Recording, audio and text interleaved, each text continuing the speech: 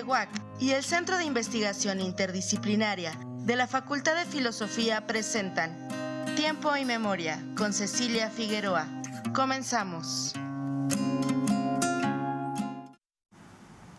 Buenas tardes. Las últimas emisiones de este programa las hemos estado dedicando a los estudios del trabajo. Ya nos acompañó el doctor Belmont para hablarnos de los trabajadores, de las condiciones de los trabajadores en el sector energético, y hoy vamos a hablar de los microbuseros en el caso de la Ciudad de México, y para ello nos acompaña el doctor Carlos León Salazar, cuyo cuerpo académico está anclado al Centro de Investigación Interdisciplinaria de la Facultad de Filosofía. Hola, doctor, buenas tardes. Hola, gracias. ¿qué tal? Buenas tardes. No, al contrario, muchas gracias por la invitación y por permitir compartir los resultados de investigaciones con el público. Siempre es importante esta labor de divulgación. Pues muy interesante tu investigación de un año en el caso de los microbuseros de la Ciudad de México, pero ¿te parece que empecemos por los antecedentes? ¿Cómo es que el transporte que era privado o que pertenecía, que estaba concesionado, mejor dicho, en los años 60 y 70, pasa a querer formar el gobierno del Distrito Federal un monopolio con Ruta 100? Finalmente no lo logra. ¿Nos puedes hablar de cómo se da este proceso hasta llegar a el tipo de vehículos del transporte público que se utilizan hoy en día en la Ciudad de México? Sí, bueno, trata de hacer un recorrido breve, digamos ubicados a partir de la década de los 60, de los 70, que es cuando se comienza a hablar de la formación de un pulpo camionero. En ese sentido, justamente, de que la provisión de servicio de transporte se supone que es una facultad que debe cubrir el gobierno, el Estado. Sin embargo, se otorgan concesiones para que sean, en este caso, particulares quienes proporcionen este servicio. Es decir, en esta etapa, como te decía, entre los 60 y los 70, hay un crecimiento desordenado del transporte, que va de la mano también con el crecimiento mismo de la ciudad, crecimiento también desordenado. Entonces, eso implicó que los derroteros por los que circulaban los camiones en aquellos momentos pues no estuvieran del todo lo suficientemente regulados. Para hacer frente a esta situación de desorden es que el gobierno, el gobierno local, el entonces Departamento del Distrito Federal, trata de hacer alguna acción, alguna política para reordenar esta situación del transporte. Y es entonces que hacia la década de los 80 rompe con este pulpo camionero y toma el control, digamos, asume la facultad, el Estado, a través del Departamento del Distrito Federal, de proporcionar el transporte. Es cuando la Ruta 100 asume, digamos, esta posibilidad, esta facultad.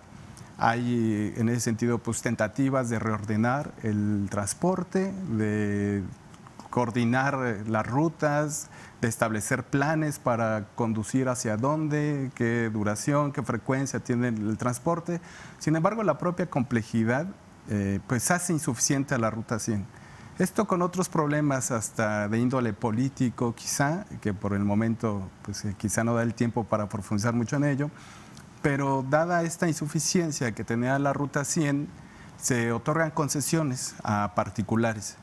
La característica del otorgamiento de las concesiones fue peculiar, porque en el supuesto se otorgaban concesiones para un propietario que a la vez era conductor. Sin embargo, por la propia lógica y desde luego que por situaciones de corruptelas, pues esto se desbordó, es decir, no era pues un propietario de la concesión a la vez propietario del vehículo y el conductor, sino que por esta situación en el otorgamiento de concesiones, pues empezaron a formar, pues quienes acaparaban, ¿no?, las concesiones. Esta figura del flotillero, que vía prestanombres, o no solamente él como jefe de familia, sino la esposa, los hijos, el compadre, en fin, también obtenía una concesión y se empezaban a hacer de flotillas, ¿no? Perdón, sí hay que recordar que, o bueno, también como parte de este recuento, las primeras concesiones que se otorgaron eran a vehículos sedán, vehículos con capacidad limitada. En estas concesiones también los propios concesionarios fueron organizándose en esas asociaciones civiles para establecer los derroteros, es decir, para establecer por dónde, por qué vialidades, en qué colonias iban a circular. Entonces, digamos, las rutas, bajo la figura de asociación civil, pues tenían allí como un amplio margen para establecer qué porción del territorio iban a cubrir. Y no había una coordinación central lo suficientemente sólida para dar una orden.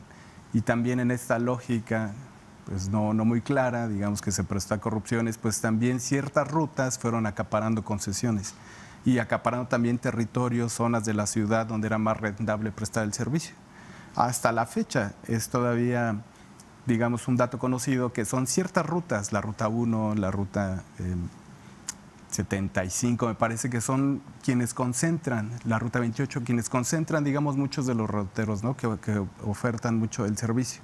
Pero bueno, volviendo a este recuento que trataba de hacer, como comentaba, las primeras concesiones fueron dadas para que se introdujeran vehículos tipo sedán, de pequeña capacidad, que ya cubrían con alguna ruta fija, donde también, pues digamos con este sistema, ¿no? Iban por una ruta fija, les hacían la parada, bajaban, subían hasta completar y llegar al punto final del derrotero.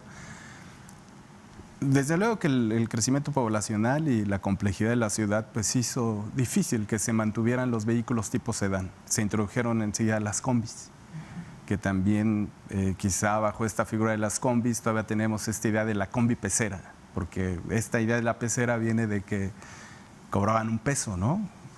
Pero también, digamos, la forma, la silueta, la figura de las combis, pues da como esta idea, ¿no? De una combi pecera. Insuficiente también, digamos, llegó el punto en el que fueron las combis para dar cabida a toda la demanda de transporte. Y fue entonces que se empezaron a otorgar permisos para que entraran los micros. Y bueno, también, digamos, el micro pues ha llegado a ser como un representante, ¿no? Ya también es como una idea, como una imagen, como un imaginario que suele asociarse con la Ciudad de México. Si bien haya una transición, digamos, hacia vehículos, hacia automóviles, autobuses con mayor capacidad, todavía forman parte del paisaje urbano, ¿no? Los microbuses en la Ciudad de México. Y digo, todavía forman parte del paisaje y todavía los vemos circular en pésimas condiciones.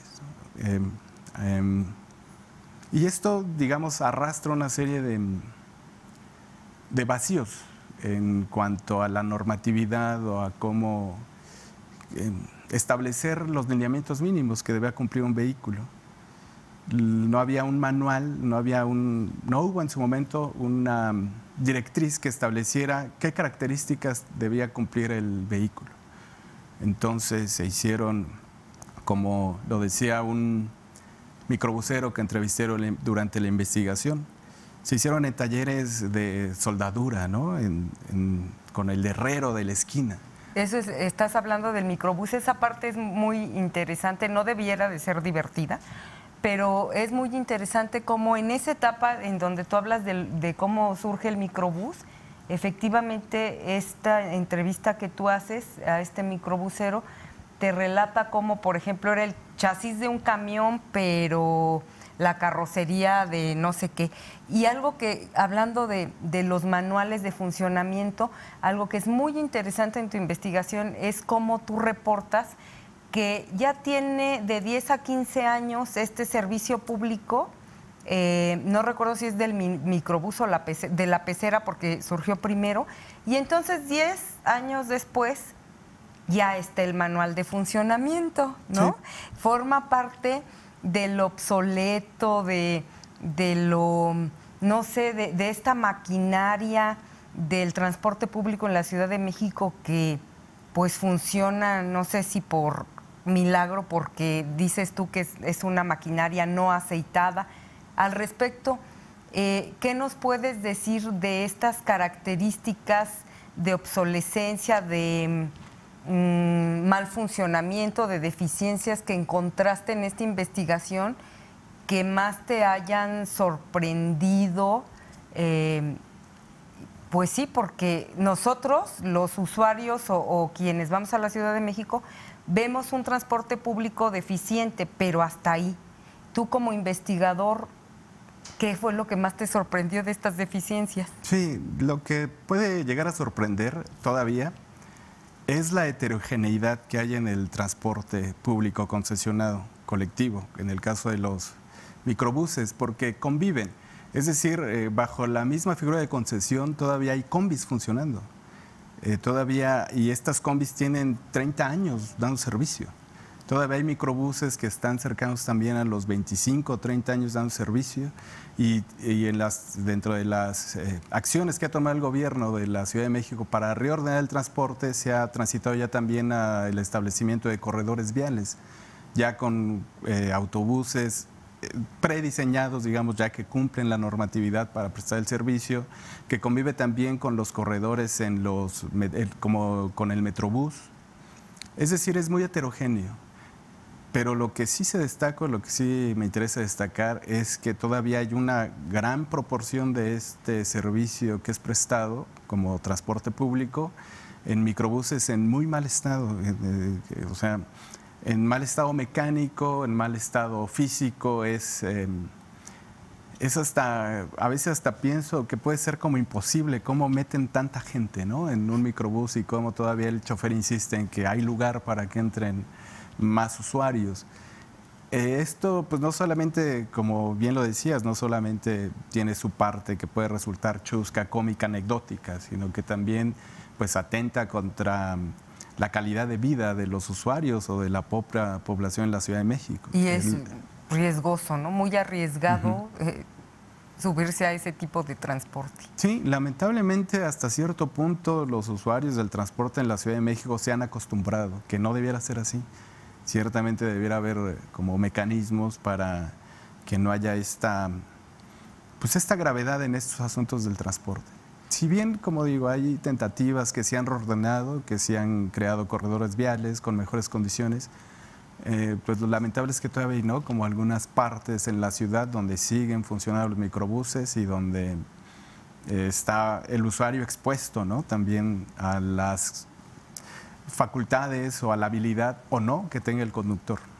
Hablas de que el parque vehicular más reciente es de 1993, entonces pues imagínate las condiciones en las que viajan, pero además ahorita que tocas el tema de los choferes de estas unidades, que ya adelante hablaremos de las condiciones laborales, pero también es muy interesante cómo dices que ellos se adiestran para ser choferes del transporte público pues, en la selva, ¿no?, de la ciudad y cómo aunque reciben por parte de la Universidad de la Ciudad de México un curso, los choferes te dijeron que pues eso no sirve de nada, que en realidad los que enseñan a los nuevos choferes cómo operar son los choferes que ya tienen experiencia, ¿no?, que se convierten en los líderes porque van adiestrando a los nuevos. Sí, hay en ese sentido también un rezago. Si hay un rezago en la normatividad que fija las características que debe cubrir el microbús, también hay un rezago en los mecanismos para capacitar a los conductores. Sí, hay una certificación que otorga la UACM a través de un organismo ahí que se creó para capacitar o para validar la capacitación o las habilidades que tienen los conductores, pero también muchas veces escapa, o sea, como tú lo dices, al estar en la selva es muy difícil que existan incluso los mecanismos para verificar que el conductor realmente tenga su acreditación. Es muy difícil, o sea, como son miles de conductores y cada uno en el supuesto debe tener expuesto en un lugar visible su tarjetón que valide su capacitación, lo más frecuente es que no sea así, que simplemente se suponga o alguien como usuario suponga que el conductor está capacitado, pero no hay como un mecanismo lo suficientemente viable para que sea verificable que el conductor está bien capacitado. Lo visible, pues digamos, suelen ser estas maltratos, groserías, empujones, corretizas que se dan los microbuseros. Eso sí es lo visible, ¿no? Hablando de groserías, hay una frase en tu investigación que me parece, pues, que sintetiza esta realidad en cuanto al aspecto de la corrupción, porque tú me decías que el aceite que echa a andar o que permite que este engranaje del transporte público en la Ciudad de México funcione se llama corrupción. Y me encanta una entrevista que le haces a uno de los microbuseros cuando se refiere justo a la dependencia de gobierno que se encarga de reglamentar el transporte público, y él te la describe como es una cochinada o es un cochinero encabronado, ¿no? Exacto. Así son las palabras literales, ¿no?, con las que se describe esta situación que, digamos, para buscar esta explicación, desde luego que también recuperando otras de las narrativas y de los relatos que hacían los microbuseros, tanto los conductores como los concesionarios, es que para pasar la verificación hay que entrarle, para obtener el tarjetón hay que entrarle, para que la instancia del gobierno respectiva autorice el funcionamiento de una nueva ruta hay que entrarle, ¿no? Eso significa moche. Exacto, eso significa, ¿no? Y lo que a mí me parece grave que también llega a naturalizarse, o sea, llega a naturalizarse con esta idea de que ya tú la comentabas, o sea, digamos, todos los engranajes que están ahí funcionando para que opere el transporte público están en malas condiciones, están muy oxidados, en el sentido de que no ha habido una planeación, digamos, de largo plazo, que ordene y que vaya eliminando pues cuestiones que están funcionando mal. Entonces, como estos engranes están oxidados o en mal funcionamiento, lo que aceita, lo que lubrica estos engranes es la corrupción, lamentablemente, ¿no? Lo que hace, a fin de cuentas, mal, pero hace funcionar el transporte público. Quizá el nivel más bajo del que tú hablas en cuanto a la escala o la jerarquía de dónde se da la corrupción es en los inspectores, que tú dices que se crea esta figura del inspector a partir del reemplacamiento para ver que efectivamente el transporte público esté funcionando bien. Y ahí empieza la corrupción y el moche, ¿no? Pero también das cuenta del otro nivel hasta donde se ha llegado la corrupción, que es en el caso del regente Ramón Aguirre, sí, que los concesionarios te contaron cómo de pasar a la pecera, del tránsito de la pecera al microbús, sí te daban la concesión o te respetaban la concesión siempre y cuando le compraras a ese regente la flotilla de microbuses del que era propietario. Sí, esto pues, es una de las narrativas que utilizan los microbuseros para dar cuenta del sistema de corrupción que hay. Desde luego que esta información es difícil de constatar, dado que viene como un testimonio de los propios conductores, de los propios concesionarios, pero sí da cuenta cómo en determinadas situaciones se privilegia el interés individual de un personaje, de un empresario, de un político, a generar condiciones para que haya un ordenamiento generalizado de la situación del transporte. Entonces, esto pues también es como parte del lastre, ¿no? Lastres que se han venido arrastrando y que a veces son muy difícil romper con esta lógica. Esto ya no lo alcancé a abarcar en la investigación a la que tuviste acceso, pero hay en últimos años otras tentativas, reformas en la ley para tratar de incidir en la regulación del transporte. Una de ellas, por ejemplo, es que ya no se otorgan concesiones a particulares, sino que ahora se tienen que entregar las concesiones a empresas constituidas como tal. Es decir, ya no es aquel modelo que era el propietario individual que después hizo flotillas por medio de corruptelas, en fin. El supuesto es que ahora las concesiones se otorgan solo a empresas. Es el supuesto, porque en los hechos todavía funcionan la mayoría del transporte de microbuses bajo esta figura del concesionario individual o del concesionario flotillero. Hay, pues como tú le decías, siempre un rezago, ¿no? ¿Dónde va la ley y dónde va la realidad? Hay un desfase y en medio de ello pues estamos los usuarios, ¿no? De estos desfases y de estas ineficacias en la operación del sistema de transporte. Como especialista en estudios del trabajo, centras parte importante de la investigación en las condiciones laborales, lo que tú llamas el trabajo que no es clásico, ¿no? En este caso, ¿qué nos puedes decir de las condiciones laborales en las que operan los choferes que, pues como tú lo consignas, es en primer término la batalla del centavo, ¿no? Uh-huh. ¿Por qué la batalla del centavo? Sí, bueno, lo que vemos como usuarios es justamente esto, ¿no? Digamos, la interacción que establecemos con el sistema de transportes a través del conductor. Y es el primer contacto que nos da pues una impresión, que nos genera hasta emociones de desagrado, molestias. Es lo que vemos y solemos atribuirle a los conductores como muchos descalificativos, que no voy a polemizar si se los merecen o no, pero más allá de eso, si vemos al conductor, lo que no vemos es lo que hay detrás de él, o todo el sistema de deficiencias que hay detrás o que hay más allá.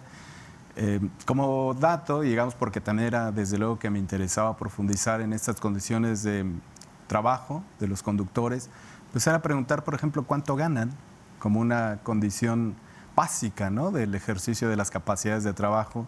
Y en la investigación, pues algunos datos indicativos eran que, por ejemplo, alrededor de 75%, es decir, la gran mayoría de los trabajadores tienen ingresos de 4 salarios mínimos o menos. Es decir, pues en realidad son ingresos bajos. El negocio puede ser rentable, sí, pero para el propietario del vehículo, para el concesionario, porque hay este modelo de la cuenta. Es decir, el concesionario le deja el vehículo para que lo conduzca el chofer un día, una semana, y el conductor paga lo que podríamos denominar como una renta, que es la cuenta. Y entonces, pues la cuenta sí tiene un monto fijo. Lo que gane el conductor o la rentabilidad que genere en el transcurso de un día es muy incierta. Es muy incierta porque hay variables como el clima, el tráfico, hasta el día de la semana, si es quincena o no es quincena. En fin, hay una serie de factores que están fuera del alcance del control del conductor. Y de aquí también hay una situación que se desprende. Si el conductor no puede controlar ciertas condiciones que son externas, lo que sí puede controlar es el vehículo. Y por eso se dan con frecuencia estas corretizas que hay entre vehículos, arrojar el vehículo de transporte público hacia los conductores privados, en fin, digamos, toda una serie de prácticas que se enmarcan en esta lógica de la batalla por el centavo, es decir, buscar de la manera que sea posible, aunque generen inconformidades hacia los usuarios, buscar sumar, digamos, 1 peso, 2 pesos, 3 pesos, 4 pesos, lo que sea, ¿no?, para ir sumando y ir completando un poco más de ingresos. Y aunque recuerdo que dices que están sindicalizados, no sé, esa parte me la aclaras, no la recuerdo bien, pues realmente no tienen derechos laborales como seguridad social, derecho a Infonavit, ese tipo de prestaciones del trabajo clásico aquí no existe, ¿verdad? Sí, en realidad no están sindicalizados. Hay esta dificultad de organización, justamente porque no hay una figura de contrato formal entre el propietario de la concesión y el conductor. Aunque se ha avanzado en algunos otros modelos, como en el caso del Metrobús, donde sí hay una regulación, donde sí hay otras formas de organización de los trabajadores, de los conductores.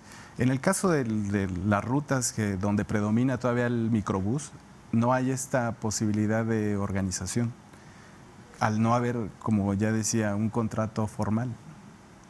Finalmente, de manera breve, porque desafortunadamente ya se nos terminó el tiempo, hay una parte de la investigación en la que tú hablas de, sí, las condiciones son muy malas, se corretean todo el tiempo, sin embargo existe un factor importante que se llama identidad colectiva que los lleva a la solidaridad. ¿Solidaridad en qué sentido?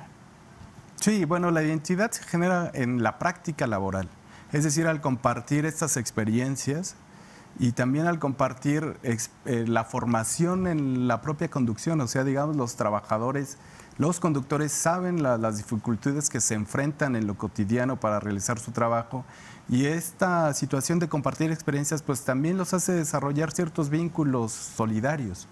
Aunque pueda haber una batalla encarnizada por el centavo, también hay momentos de solidaridad, de acompañamiento, de hacerse un paro, como lo dicen en sus palabras, ¿no? De que si hay alguna bronca, pues de algún modo se ayudan y hacen que salgan hacia adelante. Y que también se enseña, o sea, también se enseña hacia los nuevos conductores. Al no haber mecanismos formales para capacitarlos, también esta identidad se transmite hacia los nuevos conductores, hacia los jóvenes, y se va reproduciendo, ¿no? Te agradecemos mucho, doctor Carlos León Salazar, profesor investigador de la Facultad de Filosofía del Doctorado en Estudios Interdisciplinarios. Esperamos que nos acompañes en próximas emisiones, y a nuestros televidentes, buenas tardes y nos vemos en la próxima emisión. TV UAC y el Centro de Investigación Interdisciplinaria de la Facultad de Filosofía presentaron Tiempo y Memoria con Cecilia Figueroa. Hasta la próxima.